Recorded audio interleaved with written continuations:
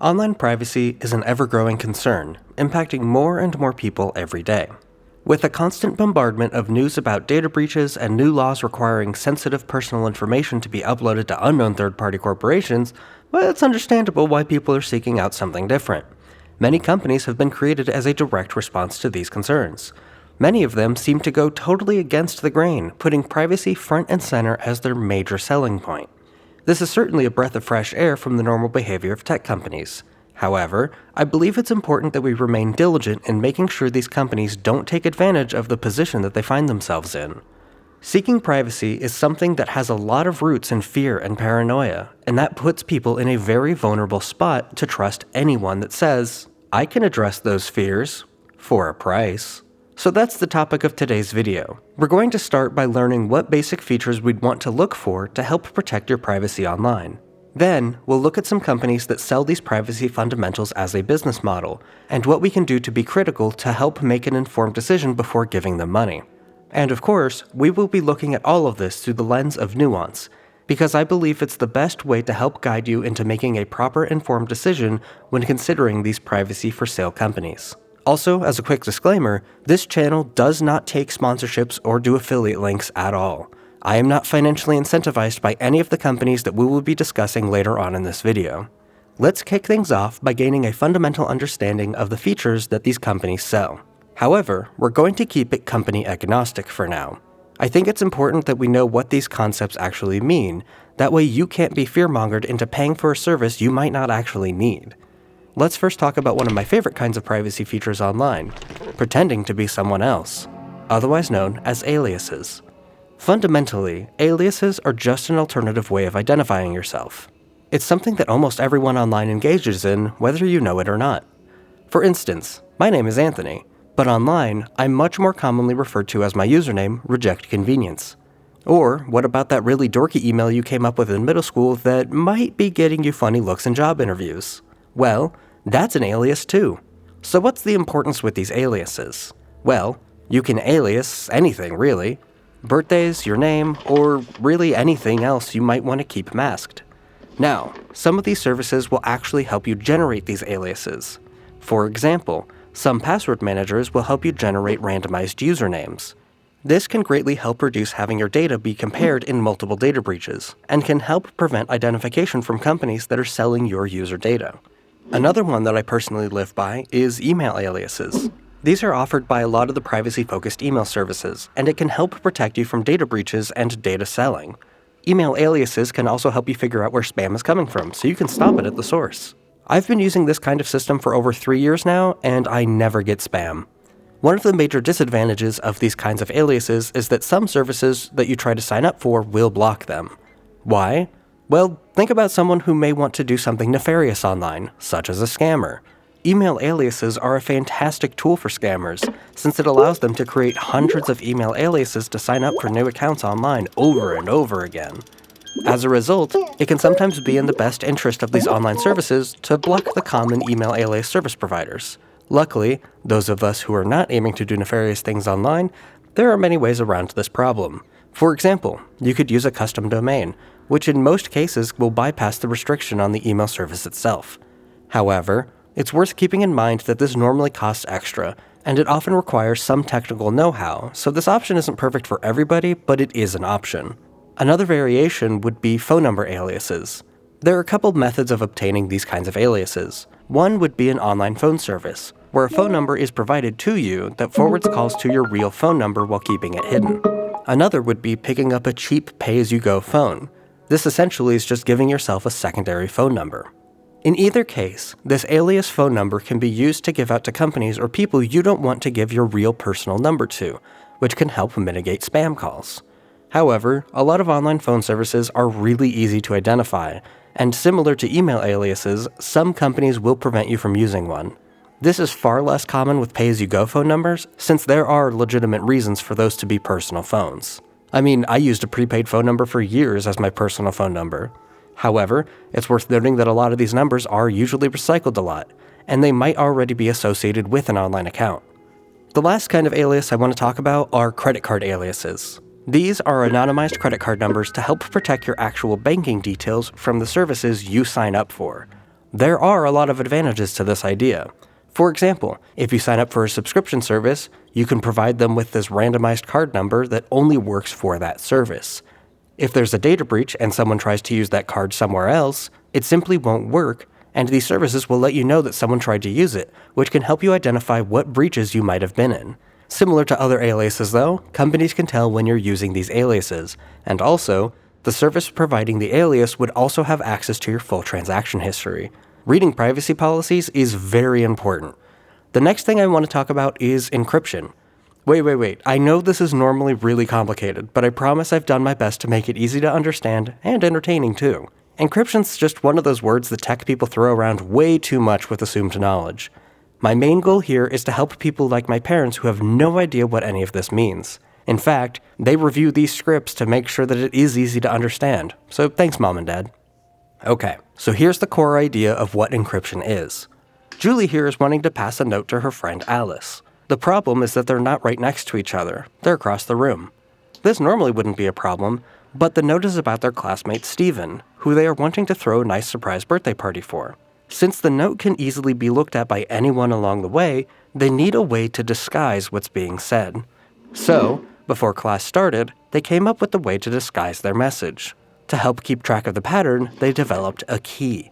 Don't worry, it's rather simple. They just reversed the alphabet. So, if you wanted to use the letter A, you'd instead write Z. So for the word cake, C-A-K-E, you would instead write XZPV. Now the note can be passed along, and it's gonna look like total gibberish. Of course, this is an oversimplified example of how it works with these more complex systems, but that's fundamentally how it works. When you use a service that offers encrypted messaging, each contact pair is given a key, and then the message is scrambled with math based on that key. The keys are normally randomly generated between each other, so not even the message servicing itself can see the contents of the message. The same can be applied to documents. You encrypt it with a certain key that's based on a password, and then you can send that document without worry and provide the password through a secure method. The reason we're talking about encryption is because most of the other features we're going to look at are built on this idea. For instance, password managers. These are tools that are used to help you manage all of your passwords. They can generate randomized passwords that can greatly help protect your account from unauthorized access, and having a random password for each account can help protect you in the event of a data breach. These passwords are stored in an encrypted format, so even if the password manager itself has a data breach, the passwords are still protected. A lot of password managers also contain the next thing that we're going to discuss, multi-factor authentication. So, there's a few ways to validate you as a user. The first would be your username. Well, if we allowed anyone to log in with just your username, anyone could log in as you anytime they wanted. To add a secondary layer of validation, or authentication, we can require a username and a password. For a long time, this was enough to get folks to log into their accounts. However, as more people started making more and more accounts, and oftentimes using the same passwords on all these accounts, a third layer was developed. This third layer of authentication is what we often consider multi-factor authentication. There are lots of ways of handling this layer of authentication, but these are the most common kinds. Physical attributes, like a scan of your face or fingerprint. Think about your phone. You can have a passcode to get into your phone, and you can have a biometric way to get into the phone as well. However, in some cases, you'll need both. Another method is a physical accessory that you own.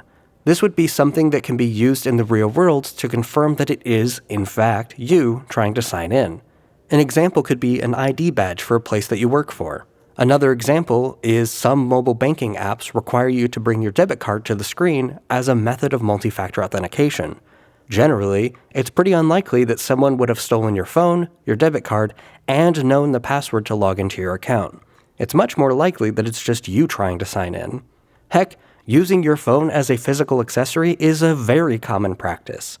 Authenticator apps talk between you and the service you're trying to sign into, and will often present you with a code that the login is expecting. There are a lot of free authenticator apps out there, and some of them are built into paid services.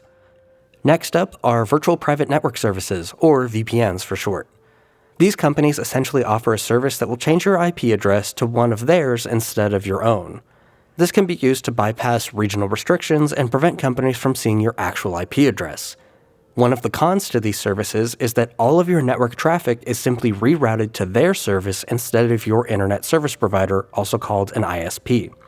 Because of this, it's really important to seek out VPN services that have a strict and validated zero logs policy. What this means is they don't keep a list of the websites you visit. Your internet service provider does generally keep a track of the websites you visit, which is another reason VPNs may be appealing, but once again, only ones that have a validated policy against keeping logs. I made a video that dives into how VPNs work if you want to learn more about that here. Just make sure you checked out the pinned comment for some corrections I've made to that video. Another kind of service I've talked about before are data deletion services. These are companies that request your data be deleted from people's search data brokers on your behalf. They can help reduce things like spam calls and are a helpful resource if you're dealing with a stalker or doxing type situation. Again, if you want a better understanding of how these services work, check out the video I made. It's linked in the description. Last, and this is just a piece of advice over anything else, is to read privacy policies. This will give you a full understanding of what the company collects, how they use your data, and how they share it or sell it. Understanding these privacy policies allows you to make a much more informed decision. Yes, they are really long, and they're often difficult to read, which is why I've made a dedicated channel to reading these privacy policies in full. As a companion to this video, I've uploaded every privacy policy for every company that is referenced in this video for you to learn more. Again, my goal here is to give you all of the context you need so you can make an informed decision about how you spend your hard-earned money. Now, let's start looking at some of the companies that are here to sell you privacy. First up, Proton. Proton sells itself as sort of Google, but private. They offer a vast majority of the privacy features we just looked at, which is why we're going to look at them the most. They offer an encrypted email service that also allows you to create aliases, a VPN service that has a no-logs policy, an encrypted photo backup and document writing system, and things I care way less about, like crypto wallets and private AI. They have an incredibly dedicated fan base, and I mean it's for good reason. They have been challenged in court about their VPN logs policy, and yeah, they don't collect anything. All of their apps are open source and reviewed by third parties. I mean, with all this transparency, it makes sense that they'd be a nonprofit foundation. In fact, it was for this reason I decided to give them a shot at all, and I paid for 2 years of their service up front. I am a big advocate of nonprofit organizations because it is truly the peak of public transparency. I mean, some other examples would be Mozilla. If we go to their website, mozilla.org, and then scroll down to the bottom, look at that, they have a nice big foundation link.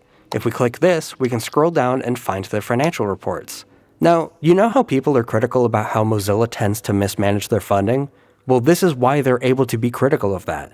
They are actually transparent and let you make decisions based on that. I love that kind of transparency. Mozilla isn't the only one. Blender does the same thing. Scroll down, click the foundation button, and bam, there's a nice financial report. Blender takes it a step further and also includes all of their employees and what they contributed to the program.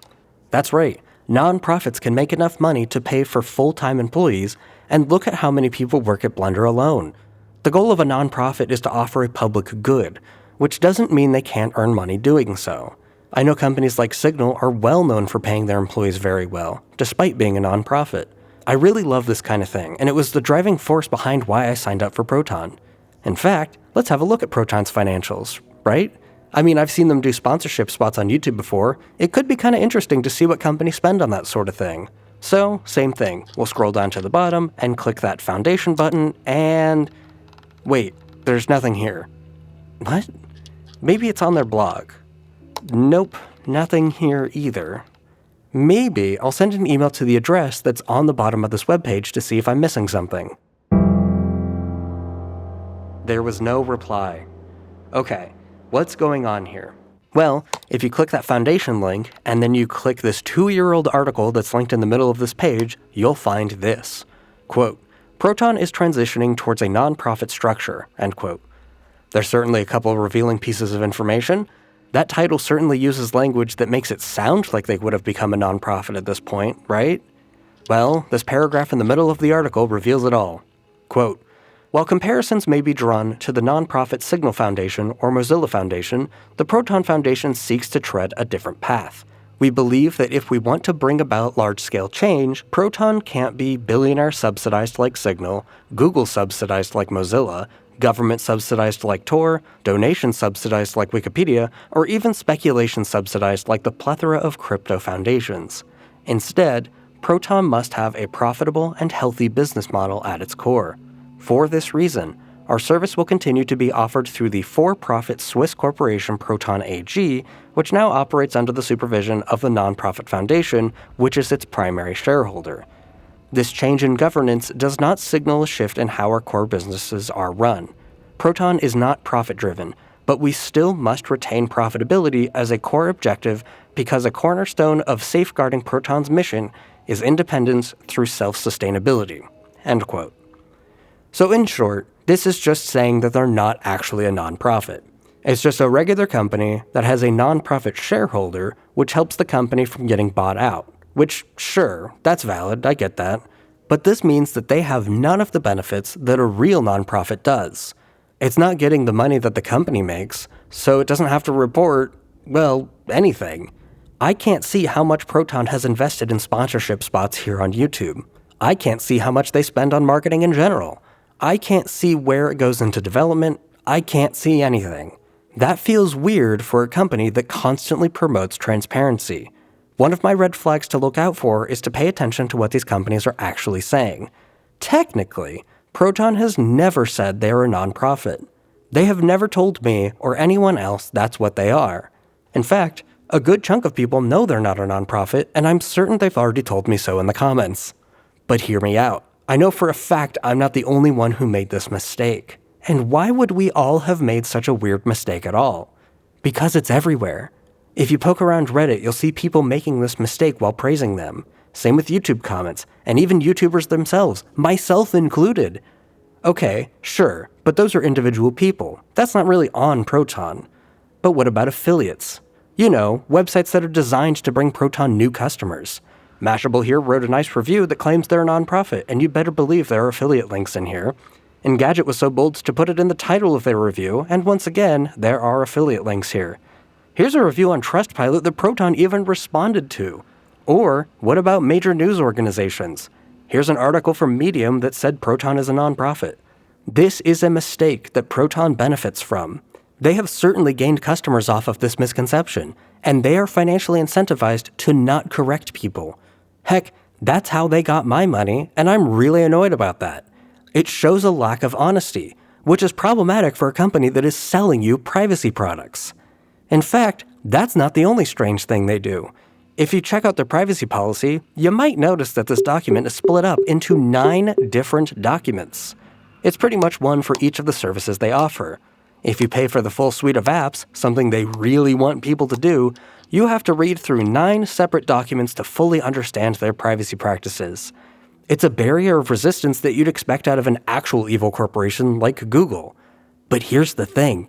Not even Google does that. They present just a single document that is shockingly easy to read.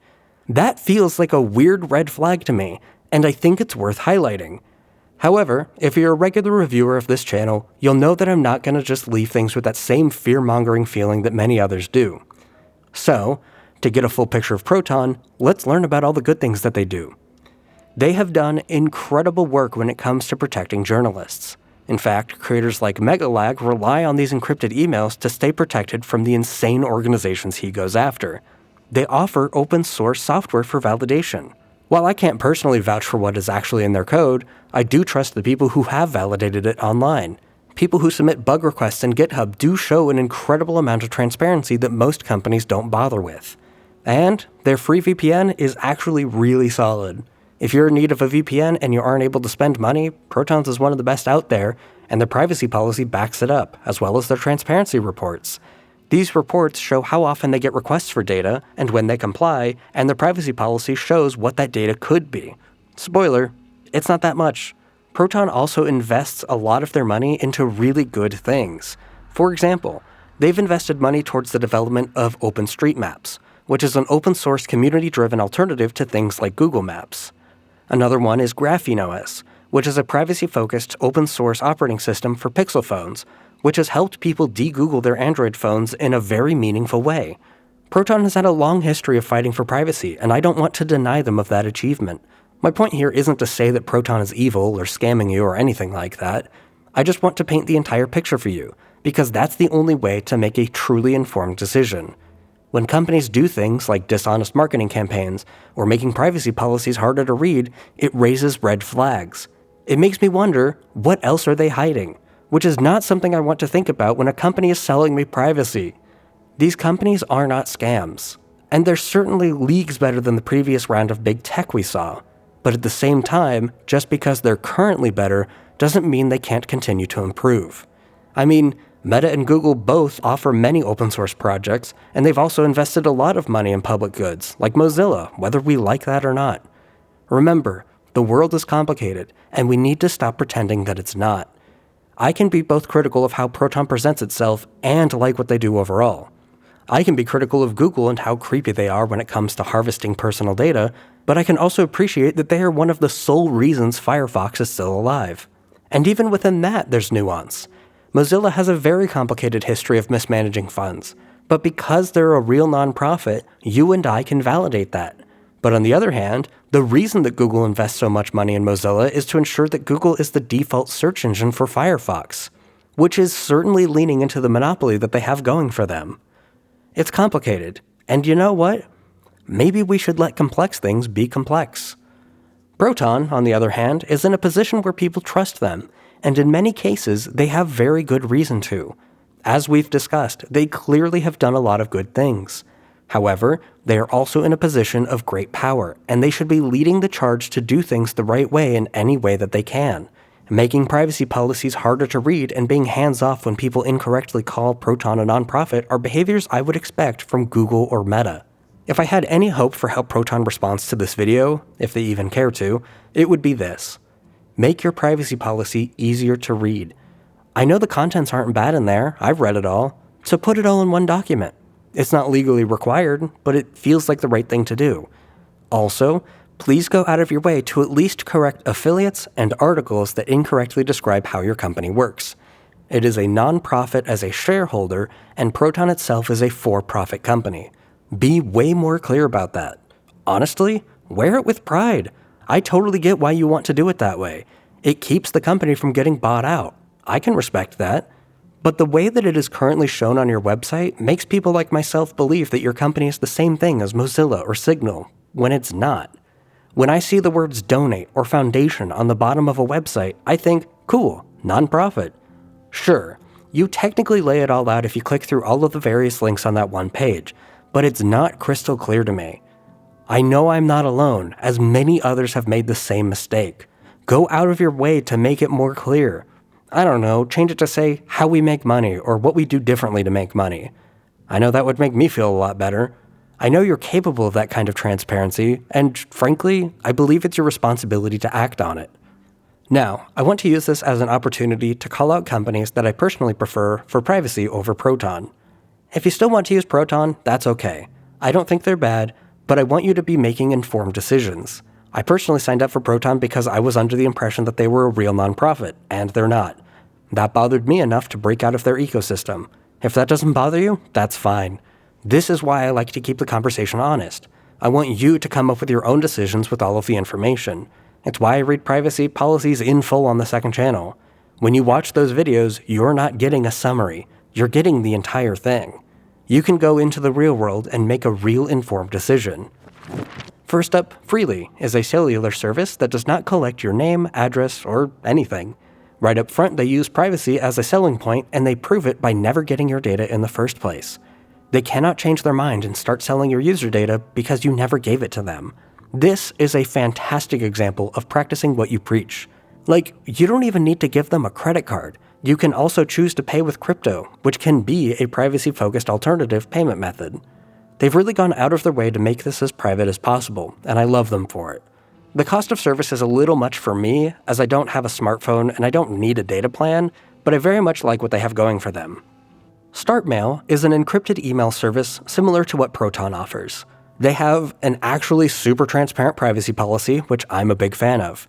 StartMail also has a very reasonable pricing structure, and they'll grandfather you in if you have an older plan. And best of all, they have really great support. I've personally been using them for 3 years now, and I've submitted user feedback, and I've seen all of it get actually implemented. There are certainly things that make me hesitant to promote them, such as they're a for-profit and they're not open-sourced. It's always something I'm wary of, but they've done a great job to stay on my good side for 3 years now, and I really hope they keep it up. They have a fantastic alias system, and funny enough, Proton seems to have copied theirs. They also have features like image blocking that prevents tracking in emails, and link alerts are fantastic for fighting against phishing emails. Bitwarden is an open-source password manager that is fantastic. They do all of the things I like, from username aliases to multi-factor authentication management. They also have an actually transparent privacy policy and even offer solutions that allow you to self-host, allowing for more security than relying on cloud services, including their own. Kagi is a paid search engine. The idea here is that you pay them either a lump sum or a subscription, and that gives you a certain amount of searches that will always be free of ads and sponsors. I know, it sounds kind of strange, but I really think they do things the right way. They're really cool about their pricing, and searches carry over if you don't use them. One feature I really love is that you can block certain websites from showing up in search results. For example, let's say you're personally boycotting Amazon, and you know you're never going to click one of their links. Well, you can just block it from ever showing up. Isn't that awesome? I know there are ways you can do this in the search bar of other search engines, but this is just baked in, and since it's account-based, it's not tied to cookies. I really love that feature. I'm a big fan of what they do, even if I don't use it myself. I personally use StartPage, as they are far easier to recommend to people, and since I actually pay for StartMail, it's like I'm paying for it to be free for everyone. But I really think Kagi deserves a shout-out for really trying to do things differently. Privacy.com is one of the companies that offers credit card aliases. As we talked about earlier, there is something to keep in mind here. When you look through their privacy policy, it's rather clear that they still do collect a lot of data, and a lot of it is sensitive information, such as your name, date of birth, social security number, payment information, transaction history, network activity, and inferences. If you want to learn more about these categories, I made a video that goes over all of them here, and in addition, I have uploaded a full reading of their privacy policy on the second channel, both of which are linked below. So, if Privacy.com experiences a data breach, guess what data is once again at risk? That's right, it's all of that sensitive personal information. I will note that they're using the same security measures that a normal bank would, and they do collect similar data. But banks have been in data breaches just like any other company. Yes, you're better protected from all the other various services you'd be using these cards on, which is a big improvement, but they are still at risk. Also, consider this. You have your actual bank transactions, and then you'd have your transactions here, so now that's spread across 2 different services. They do offer a perfectly valid service, which is why I believe it's important to look at the full picture. This is more of a tool to help protect you from other services, rather than actual full financial privacy. Though, full financial privacy is sort of a myth at this point. And to wrap things up, here are some actual nonprofits that offer real privacy for free. I've linked all of their donation pages in the description below. LibreOffice is an open-sourced alternative to things like Microsoft Word, Google Docs, and Proton Docs. Look, local documents are more private than online ones. I know collaborating is nice and all, but it comes at some weird costs. Google scans all of your documents for AI training, and Proton Docs costs way too much for half-baked features that feel more buggy than functional. You know what works great? A local document that requires no internet access. Fully open source and a real nonprofit that does great work. I am a big fan of LibreOffice. Signal is an end-to-end encrypted messaging app that I've been using for years now. They're also a real nonprofit, and the encryption tech is open source. They pay their employees very well, and I am thrilled with the work that they've done. Also, I think their announcement to become a nonprofit shines a fantastic light on how strange Proton's announcement was. Proton seems harsh against various companies, whereas Signal's is super positive. I have both linked in the description. In their announcement, Signal publicly showcases their biggest initial donor, Brian Acton. He is best known for having co-founded WhatsApp, and was one of the driving forces to add encryption to the service. He and the co-founder, Jan Koum, sold WhatsApp to Facebook in 2014, and he's talked about many times how that action haunts him. Quote, "I sold my users' privacy to a larger benefit. I made a choice and a compromise. I live with that every day." End quote. He left Facebook because Mark Zuckerberg wanted to start monetizing WhatsApp, something that would directly hurt the privacy of their users. Since his departure, he has put his money where his mouth is. He has invested millions upon millions of dollars into platforms like Signal, as well as openly advocating for people to delete their Facebook accounts. That's the kind of work I want to reward. I love it when people acknowledge their mistakes and act in ways to help prevent others from doing the same. It shows an incredible amount of humility, and I applaud it. Everyone makes mistakes, and I think it's important that we highlight when people learn from their failures. Signal has clearly fostered a good group of people, and I hope to continue watch them succeed. Firefox is a web browser, similar to things like Google Chrome, Microsoft Edge, or Safari. Now look, some of the internet likes to get spun up into a tizzy because of things like changes to privacy policies, but it's super clear to me that these internet people didn't actually read the changes. Firefox is actually open source, and is actually free, and is actually a nonprofit. Firefox Focus is actually fantastic on mobile, and you should 100% be using it. There are also amazing spin-offs like LibreOffice, which is just Firefox but with all the privacy settings turned on by default. That sort of thing doesn't happen with closed-source projects. Again, similar to Signal's, I've linked Mozilla's announcement to become a nonprofit. Also, in some good news with Mozilla that flew under the radar, they stopped working with the data deletion service OneRep because it turns out their CEO was also making people search services. In fact, Mozilla has stopped offering their own data deletion service, Mozilla Monitor, as a result of this, so they're actually putting their principles in front of profit. If you want to learn more about data deletion services, I made a video about that here. Now, are there issues at Mozilla? Absolutely. The default version of Firefox is basically unusable if you ask me, as it's riddled with news and ads and it's super annoying. They also really need to figure out a better way to get funding from people and not from Google, because that could implode at any moment. But hey, at least we can actually see that information because they're a real nonprofit. They've been trying to fight the good fight for the open web longer than many of my viewers have been alive, and I think they absolutely deserve credit for their work. Also, just as a quick special shout out, Blender is the open source software that I use to make these videos. Okay, sure, it's not exactly about privacy, I just think they're amazing and I think they deserve all the love they can get. I believe that all the companies I've mentioned are trying to do the right thing, and I want to give them the ability to continue to prove it. Nobody's perfect, and that's okay. I want to use this as an opportunity to help build us up, rather than tear someone down. If you have suggestions for other projects that you think deserve love, share it in the comments below.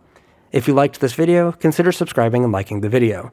If you like that I don't take sponsors and I'm donation subsidized, consider joining the Patreon. For just $1 a month, you'll get early access to videos and support a small team of people that help make these videos possible. We have a supporters-only Discord where I am constantly demanded to recreate memes like this. It's a good time, so you can join that by going to patreon.com/rejectconvenience. As always, please be kind and patient with each other and yourselves. Peace.